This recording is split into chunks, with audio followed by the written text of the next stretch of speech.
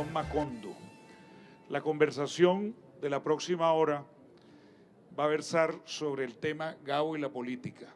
Tenemos 3 gallos finos, de los mejores, jugados en muchas plazas, y los 3 conocedores a fondo por distintos motivos del personaje de quien vamos a hablar, de Gabriel García Márquez. Y uno de los temas que siempre ha suscitado más curiosidad, más habladurías e inclusive en algunos casos polémica en relación a Gabo ha sido la manera como él se ha relacionado con el poder y con la política.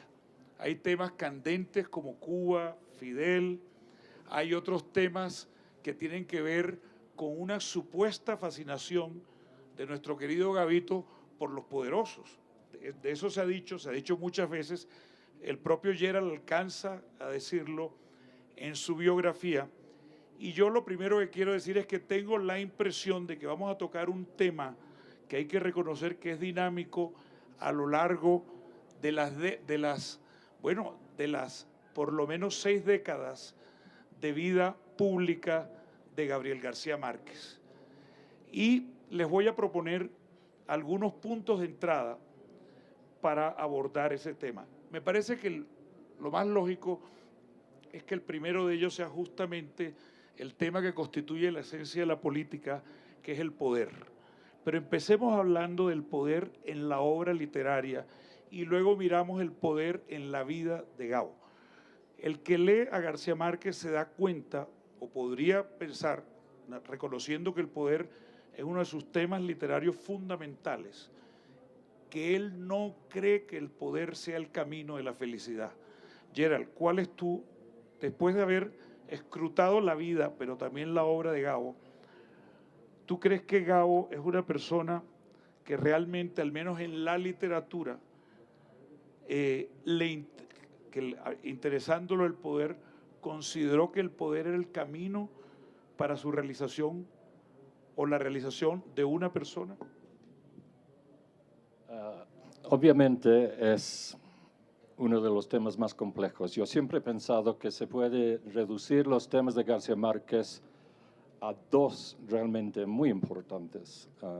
Uno, el poder, y el otro, el amor. También siempre he pensado que esos son los 2 grandes temas de mi compatriota Shakespeare, que murió este día hace no sé cuántos años. Y son los 2 grandes temas de todos nosotros, ¿no? Incluso el poder tiene que ver también con el amor dentro de cada matrimonio, por ejemplo. Entonces, cuando se dice que García Márquez está obsesionado con el poder, pues muy bien, porque es uno de los 2, 3 o 4 grandes temas de la humanidad. Si miro la carrera de Gabo, su vida, lo que yo creo que se puede ver es que en la primera mitad de su carrera literaria, el poder domina. Si pensamos en El coronel no tiene quien le escriba, si pensamos en 100 años de soledad, si pensamos en El otoño del patriarca, todos esos son libros donde sí el amor también tiene que ver, pero sobre todo lo que vemos es poder, la obsesión con el poder. Y sobre todo el gran libro sobre el poder, supongo, que sería El otoño del patriarca, que es el libro que según él era su autobiografía, y es un libro sobre un hombre poderoso, y el mismo Gabo admitía que ya para aquel entonces él mismo era un hombre poderoso, por lo menos simbólicamente, ¿no? Utilizando su literatura, su palabra. Entonces, yo creo que la cosa es muy complicada. Voy a detenerme aquí para que los demás hablen y seguiré con este tema después. Sergio Ramírez. Sergio Ramírez luchó por el poder, ejerció el poder y se alejó del poder. Del poder tengo la impresión de que le ha quedado una gran desilusión. Hay un libro que habla de su apartamiento de la política que es Adiós Muchachos.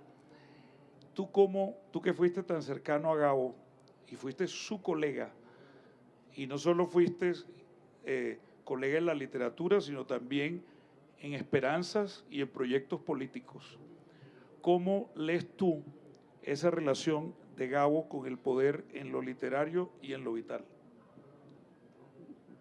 Yo, ahora que hablaba, Gerald, estaba recordando en una conversación con Gabo una vez, y que él dijo, hay dos temas fundamentales en la literatura, que son el amor y la muerte. Y bueno, yo recordé que Horacio Quiroga titula uno de sus libros El amor, la locura y la muerte, que son tres grandes temas del poder, de la literatura. Pero este cuarto tema infaltable es el poder, que tiene que ver con el amor, que tiene que ver con la locura y que tiene que ver con la muerte. Y como Gerald mismo decía, mucha de la literatura, de las novelas fundacionales o fundamentales de Gabo, giran alrededor del poder.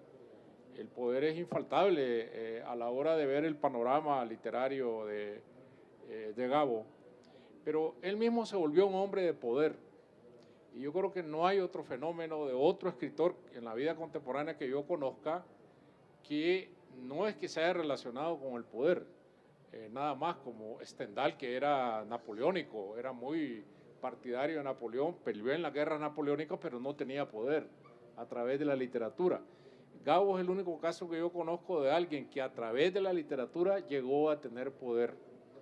Y esta relación mutua, de mutua fascinación entre el hombre humilde de la Ciénaga, hijo de un telegrafista, que de repente se ve, y esta es una de las anécdotas más fascinantes que Gabo cuenta, su reunión a solas en el Vaticano con el Papa Juan Pablo II, que es un hombre bueno, hablamos de poder, estamos hablando del Papa del Papa de la cristiandad, ¿no? Y que de repente se le reventó un botón del saco o algo parecido, y él se agachó bajo de la mesa que tenía un mantel a buscar el botón, y de repente buscando el botón del otro lado vio la cabeza del Papa, que se había agachado junto con él a buscar ese botón. Entonces dice que él lo que pensó fue, si mi madre me viera aquí con el Papa agachado debajo de esta mesa. Esa es una imagen para mí cabal de esta fascinación del poder, de verse como alguien que viene de la Ciénaga hasta los aposentos del Vaticano. Pero esta fascinación es mutua, porque al fin y al cabo, todos los presidentes que yo he conocido se querían relacionar con Gabo. Una vez recuerdo que Gabo llegó a Costa Rica y el presidente de Costa Rica, Rodrigo Carazo, fue él en su automóvil a traerlo al aeropuerto y a pasearse para que lo vieran al lado de Gabo. Eso es al revés de como los escritores se han relacionado siempre como el poder, como mendicantes del poder, como que necesitan dádivas o favores del poder. A Gabo lo terminaron necesitando los poderosos. Y un día recuerdo que le dije, todos los presidentes de América Latina terminan siendo expresidentes. El único que es presidente perpetuo sos vos, porque él siempre iba dejando atrás expresidentes y él siempre seguía en el poder. Plinio Puleyo Mendoza nació en medio de la política. Su padre era político, su familia era política. Él mismo fue activista político. De izquierda, por supuesto, la juventud es el MRL. Y Plinio supo combinar su profesión de periodista y escritor eventualmente con la de funcionario público. Ha sido embajador de nuestro país.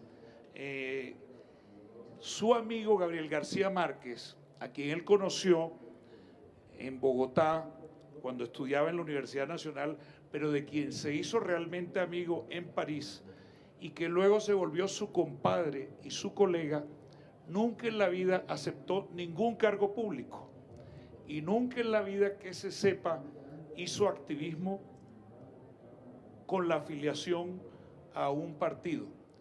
Y tengo la impresión, por los cuentos que yo le he oído a Plinio a veces, que al principio era un poco como alejado de la política o que no le interesaba. Y sin embargo hablamos hoy en día de Gabo, y tú nos dirás ahora cómo se transformó ese muchacho tímido hacia la política en un hombre que sin nunca pasar por el poder formal tuvo un enorme poder. ¿Tú cómo describes ese tránsito? A ver, yo me temo que en este tema sea un poco un aguafiestas. A ver, ¿en qué sentido? Yo siempre vi a Gabo, cuando era muy joven, muy apartado del poder. A mí me contaba nuestro amigo común ya fallecido Luis Villar Borda, que el 9 de abril, el día del Bogotazo, lo encontró llorando y que pensé, yo no sabía que tú eras tan amigo de Gaitán. Digo, no, es que estoy llorando porque me quemaron mis manuscritos y incendiaron la pensión donde yo estaba. Entonces, efectivamente no era una persona que estuviera como nosotros, detrás de Gaitán y todo eso, nada. Y luego, cuando surgió el MRL, y yo me metí mucho en eso, y claro, naturalmente alrededor de la Oficina de Prensa Latina se movía toda esa gente, y él lo vería también como muy, muy indiferente. Ahora bien, en su obra literaria, claro que aparece el poder por esto, pero ante todo yo lo que pienso es que él rescata recuerdos. Los recuerdos son elementos clave, esas vivencias que tuvo en su obra. Ahí aparece su abuelo, el coronel era. Coronel, sí. Coronel. Nicolás Ricardo Márquez Mejía. Exactamente, y él le hablaba naturalmente que había de sido la guerra. político, Había pertenecido, había participado en la guerra de los 1000 días, etcétera, etcétera, etcétera. Entonces, eso forma parte de la Colombia de entonces. Yo también, mi abuelo andaba metido en problemas de la guerra civil de los 1000 días, etcétera, etcétera. Y eso le llamaba siempre la atención, no podía evitar tocar ese tema porque era un tema dominante en el país entero. Y yo recuerdo cómo nació el Otoño del Patriarca. Cuando yo lo invité a que viniera a Venezuela, nos tocó ver la caída de Pérez Jiménez, asistimos muy directamente a ese episodio, y recuerdo que fuimos a visitar el Palacio de Miraflores, donde todo el mundo podía en ese momento entrar y salir, etcétera, etcétera, y encontramos un mayordomo. El mayordomo nos mostró alguna cosa del palacio y dijo que él trabajaba ya desde muy joven, que había trabajado con el general, para nosotros dictador, Juan Vicente Gómez. Nos mostró la pieza donde dormía. Y dijo, pero él no dormía en una cama, sino en una hamaca. Y tenía un gallo aquí y tal. Bueno, cuando salimos dijo, Gabo, hay que escribir esa novela. Ahí me doy cuenta que no es tanto la fascinación, bueno, tal vez sí, el poder, pero más bien el lado anecdótico, saber cómo era un personaje. Y realmente él hizo una novela donde la ficción no domina. Leyó muchas biografías de dictadores, etcétera, etcétera, la pasaba en eso. Duró como 17 años escribiendo ese libro, fue el libro que más trabajo le costó. Ahora, lo que sí creo es que una vez famoso, bueno, él se sentía menospreciado, no hay duda que se sentía menospreciado porque no le prestaba mayor atención. Me acuerdo que cuando... Pero en Bogotá. Cuando Mario Vargas... En Barranquilla él era famoso desde chiquito, desde que empezó a trabajar en el Heraldo. Bueno, tal vez, pero en Bogotá que no era muy famoso. Cuando llegó Mario Vargas Llosa y ganó el premio Rómulo Gallegos, le hicieron una fiesta y nosotros fuimos, y yo me acuerdo que me senté allí con una escalera completamente olvidado porque nadie lo veía como un personaje equiparable en ese momento a Mario Vargas Llosa. Yo sí sabía que había escrito ya, me había mostrado capítulos de 100 años de soledad y me daba cuenta que venía una cosa muy grande. Ahora, cuando ya fue famoso, eso fue como ¿qué te diría yo? Como el pago de ese menosprecio, la compensación. La compensación, es la palabra, de esa indiferencia que tenían los poderosos con él, porque no lo toman en cuenta para nada, salvo en Barranquilla. Y entonces yo creo que fue muy sensible al hecho de que grandes personajes lo buscaran, etcétera, etcétera, etcétera. Muy bien. Y ya hablaremos del caso de Fidel Castro. Una pregunta concreta que les quiero hacer a Plinio y a Gerald. Gerald, que investigó la vida de Gabo exhaustivamente, a Plinio. Sabemos que García Márquez fue un hombre de izquierda. ¿Existe constancia de que haya estado afiliado a un partido, al Partido Comunista o a otro partido en algún momento de su vida? Para nada. Gerald dirá. ¿Tú encontraste alguna constancia de una adhesión política que fuera más allá de una simpatía expresada como ideológica? Él me dijo que no. No hay duda de que cooperaba con una célula comunista en Barranquilla en los 50. Era durante muchos años un fellow traveler. No vale la pena Compañero de decir viaje. que no. Compañero de viaje, sí. No estoy de acuerdo con Plinio. Si uno piensa en lo que escribió en el 48, cuando llegó a Cartagena, uno de sus primeros artículos fue sobre su generación, donde dijo,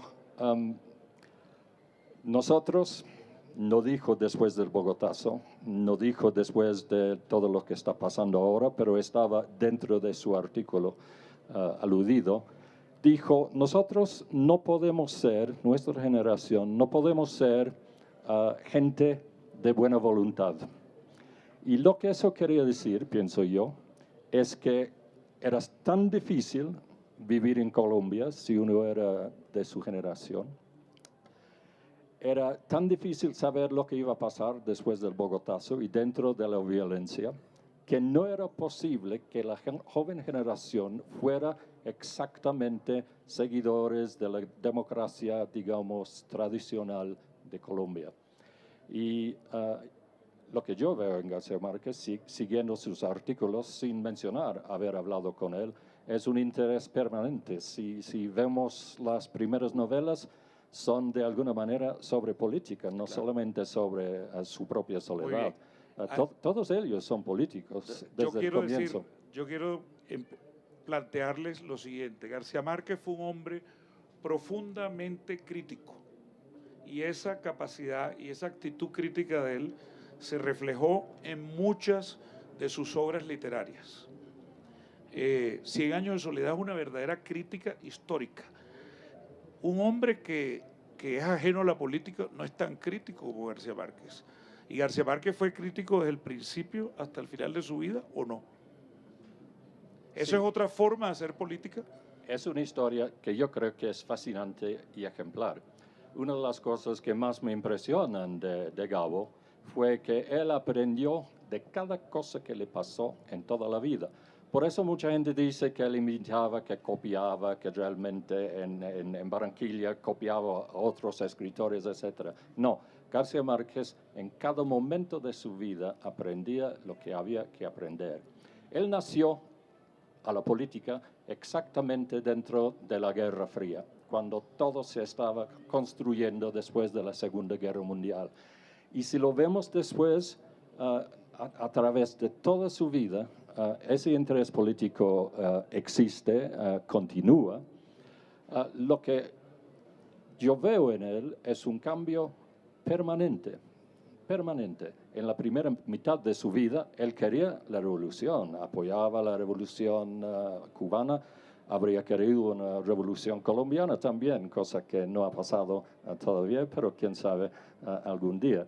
De todos modos, en la segunda mitad de su vida, García Márquez se dio cuenta de que no iba a haber, que Cuba era la última revolución, digamos, total en América Latina, aunque obviamente apoyó a los sandinistas, y se volvió un hombre diplomático. La cuestión era evolucionar, cambiar, proteger los logros de la revolución cubana, por ejemplo, pero también ayudar tanto en Cuba como en el Caribe, como en Colombia, a conseguir la paz, ya que la guerra no estaba solucionando nada. Sergio, tú fuiste constructor de revoluciones, fuiste un hombre que hizo la lucha en Nicaragua con el sandinismo por tratar de hacer un nuevo país. García Márquez fue solidario con el proceso sandinista. Háblanos de cómo ejercía Gabo esa solidaridad y hablemos también de una faceta que yo sí creo que fue constante, que fue el antiimperialismo declarado, un sentimiento profundo de antiimperialismo que caracterizó a Gabriel García Márquez en toda su vida, lo cual no obstó, ojo, para que no considerara que Estados Unidos era un país interesante y para que por lo menos en los últimos 20 años de su vida fuera muchas veces a los Estados Unidos. Tú lo sabes porque él De hecho, viajó a Estados Unidos muchísimo y disfrutaba mucho de los Estados Unidos, de su cultura, de su literatura. Pero yo creo que desde el principio hasta el final de su vida, García Márquez fue un hombre antiimperialista y un hombre partidario de la soberanía de América Latina. Sergio. Bueno, Gerald ha dado una señal muy importante en ese sentido. La época de la juventud y inicios como escritor de García Márquez y como ser humano está marcada por el macartismo. El macartismo no fue solo un fenómeno de los Estados Unidos, de perseguir a la izquierda, sino que la inmensa mayoría de los gobiernos latinoamericanos y la inmensa mayoría de estos gobiernos eran militares, eran gobiernos macartistas. Es decir, que perseguían todo lo que volía a comunismo o a izquierda por principio. Y él estaba metido en esa ola. Es decir, si vamos definiendo por eliminación lo que Gabo era, nunca fue un hombre de derecha. Por lo tanto, fue siempre un hombre de izquierda identificado con eso que vamos a llamar antiimperialismo. Y fue una identidad que él tuvo su vida. Eso no necesitaba que él fuera un político orgánico para tener ese sentimiento, un político con carnet de algún partido, porque no estaba en su ser eso de las militancias. Él era un hombre libérrimo, que como vos bien decías, muy crítico y de las empresas que se metía. Y en eso yo puedo hablar de que con respecto a la revolución sandinista en Nicaragua, él no solo fue un simpatizante, sino un activo participante.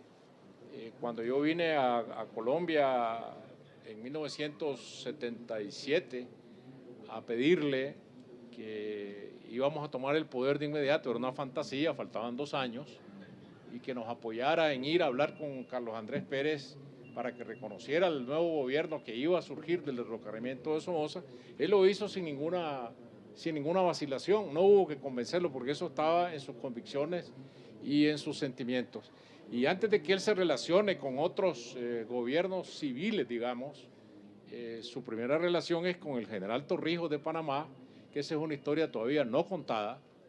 Alguna vez él me dijo de que mucha gente pensaba que su personaje era Fidel Castro y que no, su personaje era Omar Torrijos y que él alguna vez quería escribir sobre su relación, la relación profunda que tuvo con Omar Torrijos.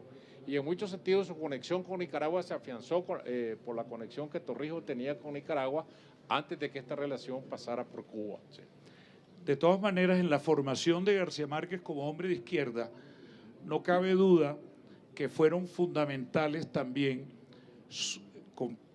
de la mano de Plinio, en compañía de Plinio, los acercamientos que tuvo primero a conocer la Unión Soviética y los países socialistas, el socialismo real, y luego a ser parte del fervor, del entusiasmo que suscitó en ustedes la Revolución Cubana. Son 2 momentos contradictorios. Tú has contado, Plinio, que él no se sintió tan contento con el socialismo real, pero tú y él, en cambio, sí vivieron la ilusión de la Revolución Cubana. Sí, claro que sí, pero con ciertos matices, hay que tomarlo en cuenta.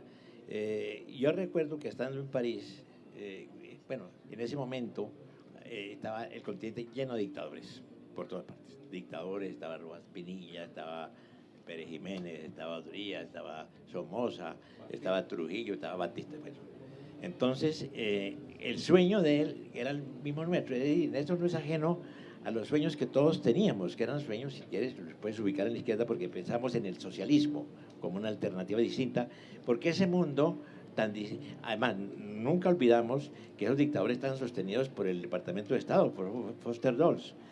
Entonces fue cuando me dijo, tendríamos que conocer el socialismo, y nos fuimos, ya lo he contado muchas veces, que nos fuimos a conocer esos países, y el desengaño fue feroz, terrible, porque comenzamos a ver la realidad en Alemania Oriental y la realidad en la Unión Soviética, en los países que estuvimos. ¿Por qué? Porque encontramos gentes que nos hablaban desde adentro. En la Alemania Oriental encontramos un Herholz, creo que seguramente sí, que se dio cuenta que éramos turistas y nos invitó a su casa y decía, yo pertenezco al Partido Comunista, pero yo no creo en nada de esto. Yo rompo. Bueno, comenzó a contarnos toda esa realidad y el propio amigo nuestro, Luis Villar Borda, que estaba en Leipzig, becado por el Partido Comunista, fuimos a pedirle una explicación de lo que estábamos viendo que era tan horrible, y él dijo, bueno, a ver, yo les explico lo que pasa, que Alemania Oriental es distinto a Alemania Occidental, por esto y esto. Como nos veía un poco escéptico frente a lo que habíamos visto, dijo, bueno, para hacer una síntesis, compañero, esto es una verdadera mierda, dijo así. Entonces, me acuerdo también, nunca, y lo he contado y nunca lo he olvidado, que cuando antes de llegar a Leipzig, yo iba manejando, me cansé, apagué el automóvil, me fui a caminar y él se despertó detrás de mí, maestro, soñé una cosa horrible. ¿Qué soñaste, Gabo? Soñé que el socialismo no funciona. Eso fue lo que me dijo. Entonces, llegamos y escribió ese libro, que después lo ha recogido, pero escribió ese libro. Ahora bien, sí, efectivamente, pensamos que Cuba era una cosa completamente distinta, que era una revolución al fin limpia, etcétera, etcétera. Fuimos a La Habana cuando llegó Fidel Castro, lo escuchamos, y luego pues trabajamos en prensa latina, todo lo que hemos contado. Pero siempre teníamos inquietud, porque fuimos muy solidarios con todo lo que pasó en la agencia, como Massetti, que no aceptaba la infiltración del Partido Comunista, y él mismo decía, estoy preocupado porque me da la impresión de que Fidel no se da cuenta de que lo han infiltrado mucho y que le están dando un rumbo equivocado a la revolución. Durante 8 años compartimos esa misma inquietud y esa misma zozobra. Así es. Entonces, durante 8 años estuvieron como en guardia, pensando que la revolución tal vez no iba por buen camino. Sí. Pero hay un momento decisivo, que es la famosa carta, las 2 cartas por el caso Padilla, que dividió a los intelectuales de América Latina. Plinio lo ha contado también, firmó la primera carta en nombre de Gabo, y Gabo dijo, yo no firmé esa carta, y te pidió que informaras que él no la había firmado. Luego no me pidió. Tú te ofreciste. Tú le dijiste, no me pidió, que me sentí obligado a hacerlo. Claro. Porque yo sabía lo que pensaba. Y cuando dije a Mario Vargas Llosa, mire, yo sé lo que piensa Gabo, porque Sí. si me presentó a Carlos Franchi, por favor. Y Carlos Franchi era una persona tú lo veías como un hombre crítico de la revolución. Compartíamos completamente nuestro punto de Entonces, vista. la pregunta que te quiero hacer es, mía, Plinio, ¿por qué un hombre crítico de la revolución no quiso firmar las cartas en el caso Padilla? ahí tengo ¿Cuál la es tu carta tesis? de él, la explicación, cuando mandó del Hotel Ávila allá de Caracas, una carta que decía, mira, yo no quería firmar, porque yo no creo Padilla, es un hombre impulsivo que ha hecho esto y esto y esto y esto y esto. Y le dije, bueno, pero de todas maneras tendrás que hablarme a ver de qué, por qué a pesar de eso no firmaba, porque tener un poeta de todas maneras es muy complicado y tal. Y hablamos en París y estuvimos 3 días hablando y yo no logré entender exactamente por qué se había negado.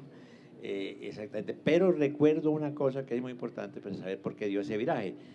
Como esa noticia se difundió por el mundo, naturalmente que eso le interesó mucho a Fidel Castro, porque el único escritor del boom en la primera carta que no había firmado era justamente Gabo.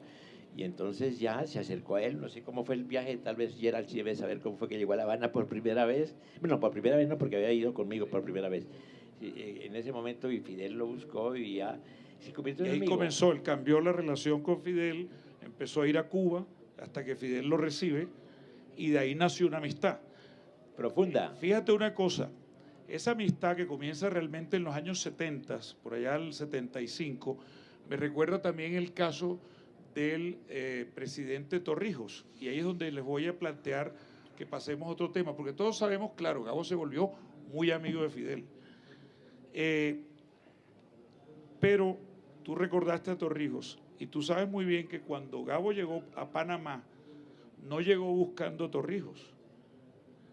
Él se hizo, de hecho, él no quiso al principio relacionarse con Torrijos. Esto lo ha contado nuestro común amigo Eduardo, el que fue ministro, Ritter, Jorge Eduardo Ritter. Él consideraba que Torrijos era un dictador.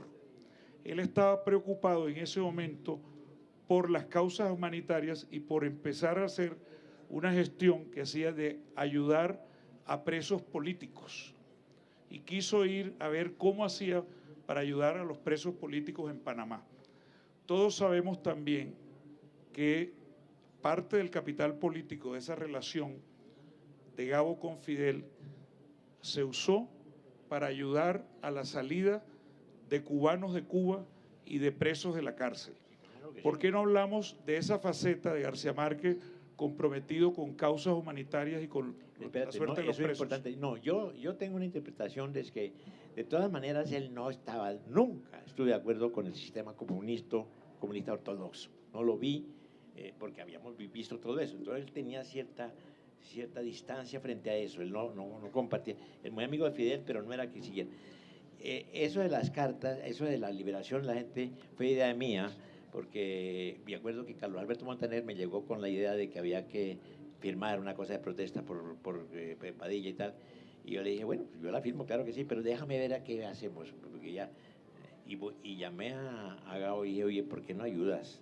Tú sabes que eso de tener un poeta y una cosa es una cosa antipática, ayúdate, hubieras amigo y tal. Yo lo hacía con humor, porque él me decía, oye, te estás volviendo derecha, ¿no? Es que como uno cuando pierde los mitos, entonces se vuelve derecha, y para el que tiene el mito, uno es la extrema derecha, el reaccionario, todas esas estupideces que dicen.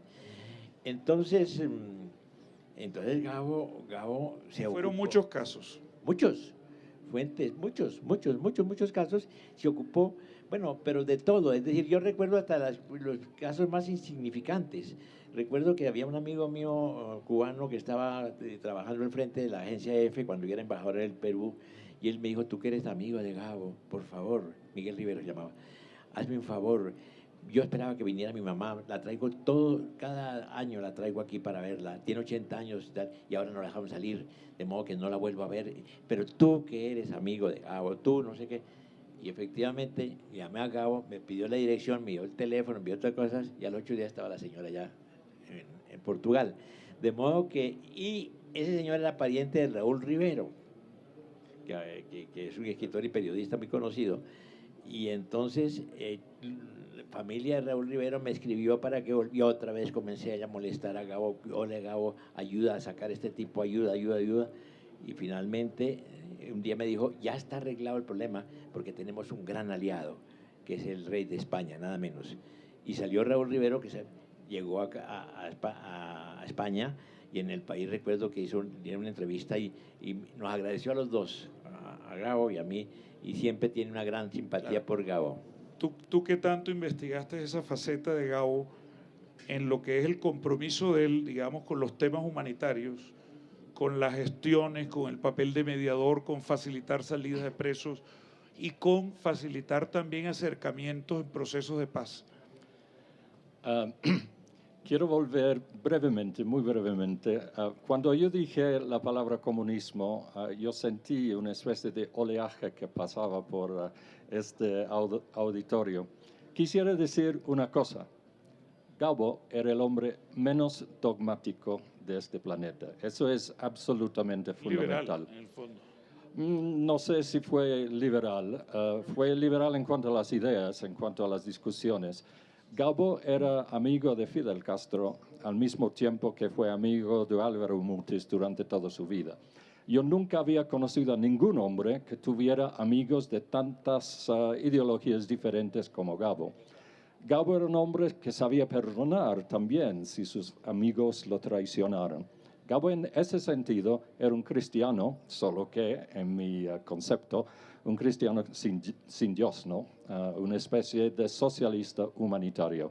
Pero es muy importante decir lo que acabo de decir. Tenía amigos de todo tipo y los tuvo durante toda la vida.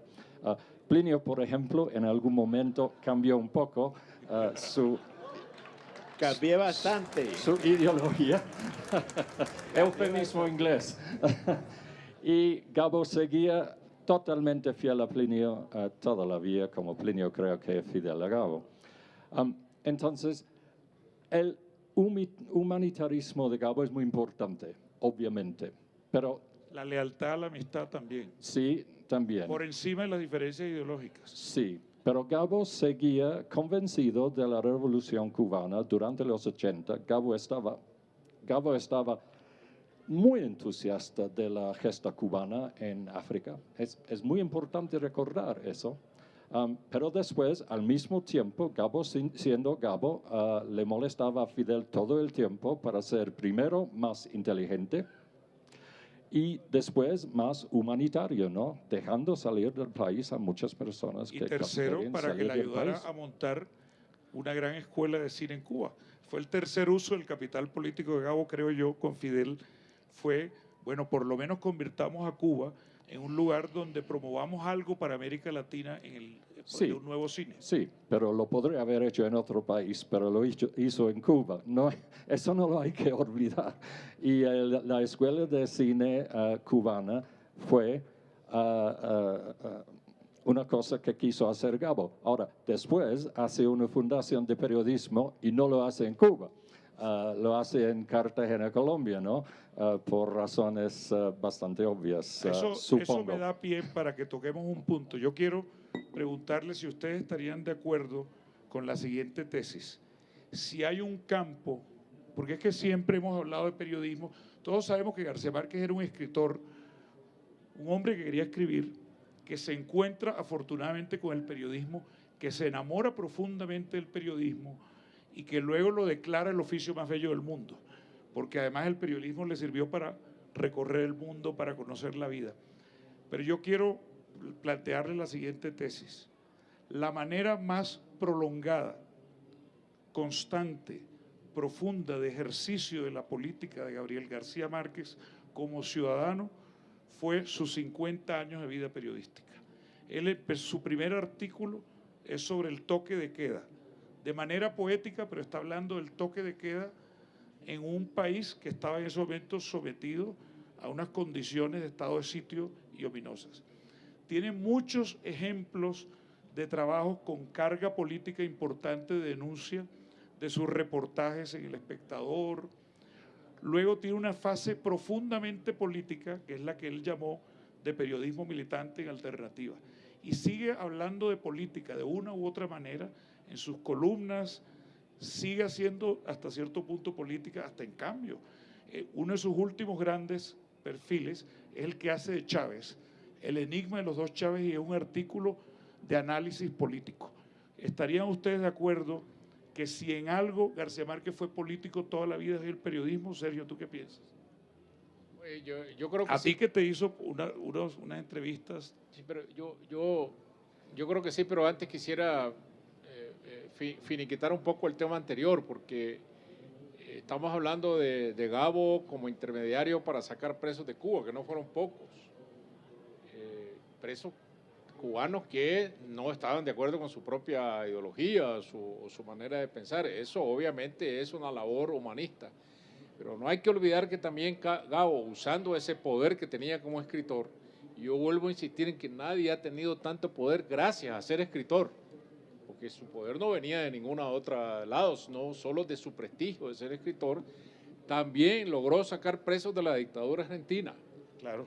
Es decir, porque Videla lo oía como escritor, a pesar de que hay un mar de distancia entre... Y fue a Panamá a sacar presos. Fue a Panamá a sacar presos. Y aquí el primer Comité Permanente de Derechos Humanos se creó a petición de Gabo, lo ha dicho Enrique Santos Calderón, cuando Gabo, después de que se le reprochó que hubiera destinado el dinero del premio que recibió en Oklahoma, creo, en Estados Unidos, que se lo dio al MAS en Venezuela, un partido naciente de izquierda. Ese no fue.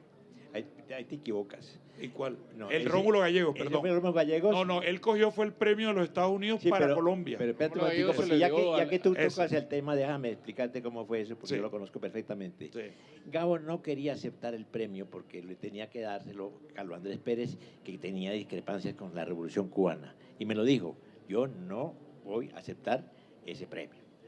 Y entonces le dije, ¿y por qué no se lo das a una izquierda que es legal allá en Venezuela, como es la del MAS? Tú conoces a Teodoro Petrikov, no lo conozco. ¿Por qué no era el premio? Ese fue una idea. Y entonces me dijo, mira, llama a Teodoro, pero no le digas por teléfono para qué lo llamas. No, hazlo venir, tú eres amigo de él, y le dices cuando llegue. Y efectivamente llegó a París y yo le dije, te va a dar el premio, y se puso feliz. Y yo lo llevé a Barcelona y se hicieron muy amigos. Así fue como... Así es. La corrección está en que él recibió el premio de la Universidad Norteamericana y lo quiso destinar a Colombia. Enrique Santos lo ha contado, que lo llama y le dice, bueno, ¿qué hay allá que le pueda dar el premio? ¿Hay algún organismo de derechos humanos? Y le dice, no, aquí no existe ningún comité de derechos humanos. Y dice, pero créenlo, carajo. Y lo crearon y le dio la plata del premio a esta gente. Bueno, obviamente la liga del periodismo de Gabo con la realidad política es una constante. Es constante, ¿no? Es su forma de hacer política. Pero no solo en sus reportajes. Y yo recordaba ahora en la comparecencia anterior delante de los muchachos, estudiantes de periodismo de todas las universidades de Bogotá que estaban allí, estuve primero yo, después Plinio, que sobre Nicaragua él escribió 2 piezas que fueron fundamentales. En Nicaragua se dieron 2 hechos fundamentales en la revolución. Primero fue la toma de la casa de Chema Castillo, el 22 de diciembre de 1974, como un comando guerrillero asaltó una casa donde se daba una fiesta al embajador americano. Los guerrilleros esperaron que el embajador se fuera para capturar a toda la plana mayor del gobierno de Somoza, y eso fue un hecho mundial. Sobre eso Gabo escribió un guión de cine que no está muy recordado, que es esa toma de la casa, una película que nunca se filmó, pero él escribió el guión de cine sobre ese hecho. Y sobre la toma de la Chanchera, que era el nombre en clave que tenía el Palacio Nacional, donde se sesionaban los diputados de Somoza, sobre ese tema espectacular del Palacio, donde los guerrilleros tomaron 3.000 rehenes, liberaron a los civiles y se quedaron con los diputados somocistas, que fue también un golpe ya mortal para la dictadura de Somoza. Gabo escribió uno de sus mejores reportajes, tomando el testimonio de los guerrilleros que llegaron a Panamá, junto con los presos que habían logrado sacar de las cárceles, y allí los entrevistó uno por uno a los dirigentes de esa toma, y escribió este reportaje sobre el Palacio, que está en el libro de la FNPI sobre los mejores reportajes de Gabo. Entonces, esta liga es directa, porque un periodista como él obviamente no podía ignorar la realidad. Y no solo eso, sino que quiso tener medios propios. Y seguramente una buena razón para crear el otro era porque quería influir en Colombia. Y eso nos lleva a un tema, que es que Gabo escribió ya en cierto momento de su vida, empieza a pensar mucho en Colombia y a preocuparse por Colombia. Y así como García Márquez pudo ser amigo en un momento dado de Fidel y de Clinton y tratar de mediar para acercar a Cuba y Estados Unidos, fue amigo de presidentes colombianos de muy distintos signos. Fue bastante amigo de Gaviria, fue amigo de Belisario, fue amigo de Samper, por supuesto, por lo menos hasta cierto momento en que se distancia profundamente de Samper. Entonces García Márquez empieza también a ocuparse del tema de la paz. ¿Cuál es la impresión que tienes tú, digamos, de la relación de Gabo con la política colombiana? Tú sabes, fue amigo de Alfonso López, etcétera. En él coexistió al mismo tiempo la capacidad de ser amigo de grandes líderes con la preocupación de temas fundamentales, con el espíritu crítico y con una capacidad de estar cerca de la izquierda. Y esos temas fundamentales, el de la paz es uno de ellos. ¿Tú cómo lo ves, Plinio? Mira, yo soy muy escéptico en el sentido, claro, Gabo recogía ese anhelo que todos tenemos de la paz, la paz, la paz, la paz. Pero no creo que fuera una persona, que no lo sabemos, porque eso se ha producido después, bueno, en el momento en que ya está a punto de morir y murió, que tuviera un análisis y una cosa sobre cómo se desarrolla y que hay una investigación realmente a fondo de eso. No, simplemente partidario de la paz, como son la inmensa mayoría de los colombianos.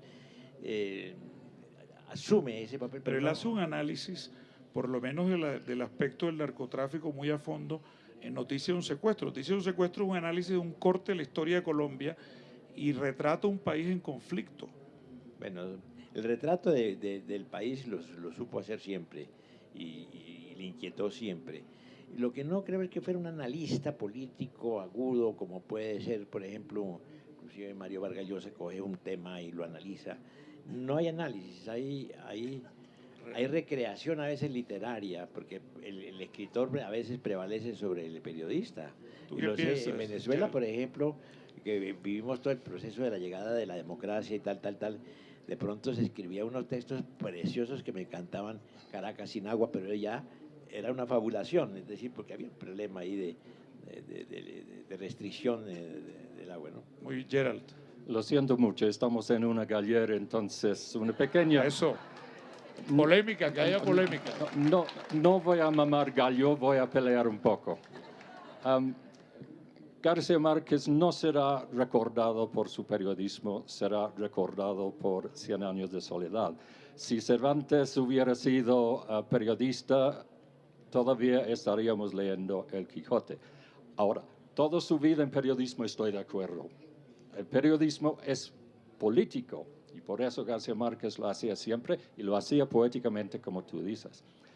En cuanto a la paz, desde el momento en que yo lo conocí, estaba hablando de eso cada vez que yo lo vi. García Márquez siempre estaba hablando de la paz. Y deberíamos celebrar aquí y ahora dos cosas. Yo sé que las cosas no van muy bien ahora, pero García Márquez estaba trabajando desde que yo lo conocí y obviamente mucho antes por la paz de Colombia. Entonces, estamos en un momento en que eso es posible. Y también, al mismo tiempo, siempre García Márquez estaba trabajando para la paz en el Caribe. García Márquez tenía mucho que ver con todo lo que pasaba en los años, fines de los años 80, durante todos los 90, etc. Todos los políticos, cuando yo le conocí a López Michelsen en el 91, fue el primero en decirme, Gabo no nos busca a nosotros, lo buscamos nosotros a él, siempre. Yo fui el primero, y lo fue. La única excepción, y hay que decirlo porque es verdad, fue Fidel Castro, y Gabo estuvo obsesionado con Fidel Castro desde la primera mención en el periodismo en los años 50. Fidel es la única persona que no buscaba a Gabo, Gabo lo buscaba a él. Y yo mismo lo habría buscado. Yo estaba obsesionado con Fidel Castro cuando tenía 15 años. No es una cosa tan curiosa como puede parecer ahora. Fidel representaba para Gabo la dignidad latinoamericana. Y actualmente también se está haciendo la paz entre Estados Unidos y Cuba. Y si algunos de ustedes vieron ese documental que ha salido en las últimas 2 semanas en este país, finalmente, después de que tanta gente dice García Márquez realmente jugaba a la política, no sabía, era un inocente, era ingenuo, García Márquez, el mismo Bill Clinton nos dice que él y Gabo tuvieron mucho que ver con la posibilidad de llegar al fin del bloqueo y que eventualmente no fue posible. Yo creo que después de esa declaración de Clinton, nadie más va a decir que García Márquez no tenía realmente nada que ver con la paz, porque tenía mucho. Sergio. Gabo fue profundamente político, fue más un hombre de paz que un hombre de guerra. ¿Tú cómo lo ves? ¿Cómo haces tú un balance ya global de la relación de Gabo con la política y de su propia posición política? No, en primer lugar, hombre de guerra nunca pudo haber sido, ¿no? Aunque ayudó a veces a Bueno, conseguir... pero como para él veía la guerra distinta del concepto de liberación. Es decir, lo que era para él insoportable era que América Latina estuviera gobernado por gorilas. Y para él Somoza, 50 años de la familia Somoza en el poder es lo que resultaba intolerable.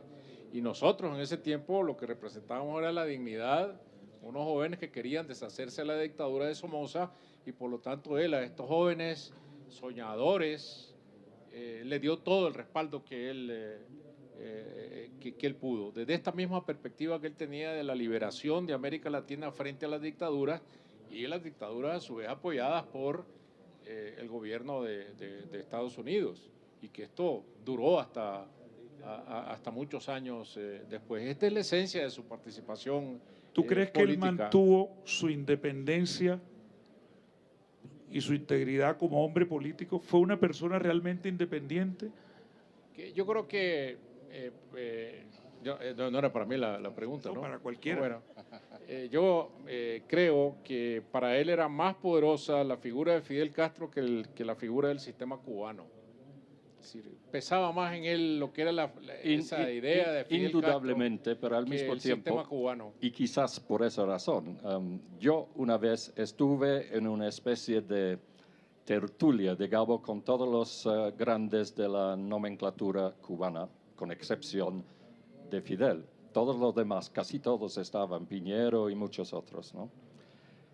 Y lo que a mí me sorprendió, y no creo que fuera únicamente por la relación de Gabo con Fidel, lo que me impresionó es que todos lo estaban escuchando, no con el respeto debido a un gran escritor, no con el respeto debido a un gran amigo de Fidel. Lo estaban escuchando con el respeto debido a una persona que sabía de política, que tenía muchos amigos muy importantes políticos, que había estado en muchas situaciones diferentes durante muchos años y sabían que él, en cierto sentido, tenía más experiencia y sabía más que ellos. Yo lo vi. Y esto es muy importante. Hay mucha gente que piensa que Gabo de alguna manera es una especie de soñador. Era el hombre más práctico que yo he conocido en mi vida. Mucho más que yo. Plinio, ¿qué piensas de eso? No, es posible que sí, que ciertamente lo tenga.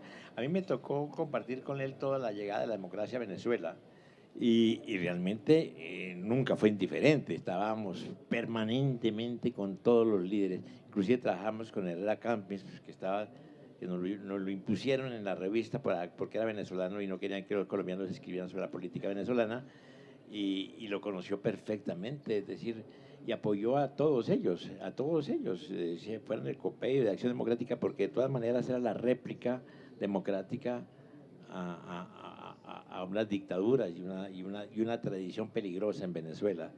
Él lo apoyó fuertemente, toda esa democracia. No alcanzó, yo creo, a ver realmente la evolución de Chávez, lo vio. Pero anunció que había que tener cuidado. Sí. Te quiero hacer una última pregunta, Plinio. Gabriel García Márquez jamás renunció a la nacionalidad colombiana. Casi siempre, mientras tuvo los medios para hacerlo, mantuvo casa en Colombia y vino prácticamente todos los años. Pero sobre todo llamaba todos los días a preguntar qué estaba pasando en Colombia. Trató de hacer medios en Colombia, fue amigo de los presidentes de Colombia, se relacionó con mucha gente de la política colombiana. ¿Tú cómo ves a Gabo en la perspectiva ya, tú que eres colombiano? ¿Cómo lo vamos a leer para la posteridad desde el punto de vista de su participación en la política colombiana? No, fue fuerte, de todas maneras se inquietaba mucho. Yo hablaba con él todas las semanas y siempre estaba muy inquieto con lo que estaba ocurriendo en Colombia.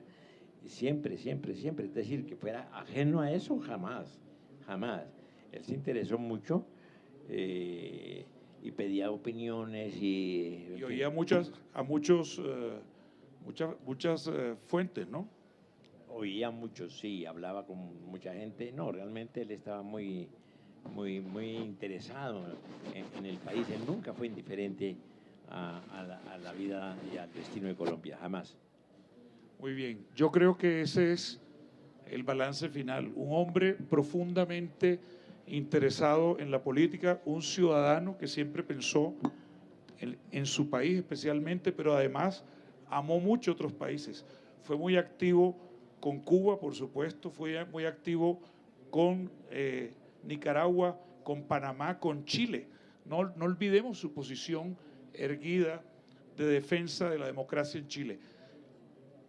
García Márquez fue un demócrata, ¿sí o no? Sí. Sí. Fue profundamente demócrata. Yo creo que esa es nuestra conclusión y podemos, en estos días que siguen, en esta gallera, sigamos echando cuentos para conocer más a este hombre en cuya inspiración se basa la existencia de este pabellón Macondo. Gracias.